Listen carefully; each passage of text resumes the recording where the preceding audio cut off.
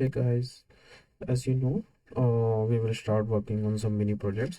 So this is our project in which all the things will be centered around the breast cancer. So and it is like a very prominent area in cancer in general, is a very prominent areas in the medical field and the diagnostic especially, in terms of machine learning does in medical. So in this case, we will predicting diagnosis. Either it can be a malignant or benign. It's like the milder in the early stages, or malignant is whether it is in the late stages and very dangerous. So these data sets provide by UCL machine learning and one collaborator set it is mentioned there. So this is where we're going to start with the models and the input data. Okay, and then by the time we are done with the research working with the models and the predicting things, so we need to get a little sight into our data.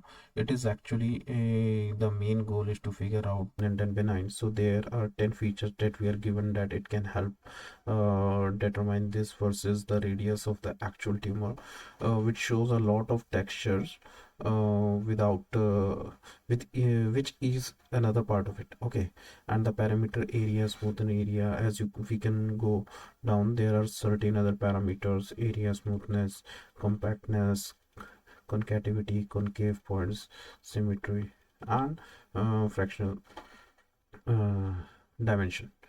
Okay, fractal dimension. So, you are going to see us using a dial to separate our variables and what we are looking at. So the Kaggle has an interesting features where it can also displays all the data, and they also have some graphical visualization you can see. Uh, in this, so this is the data card and the data is uploaded over there, data.csv, and it have 32 columns, and in the right hand side you can also see there is a one file.csv, and it is giving the summaries of the decimal and strings. So it's a good for it's giving some statistical analysis. Okay, so I guess the first thing we are going to do is to you looking the description if you want, and go ahead with the post, and I will post everything in the new next video. But essentially, there is a thing called the breast cancer template, and that I will put together, so you don't have to import a lot. And yeah, where we are going to start with this project. So go ahead and hang on to the next video, and you will see there. Thank you.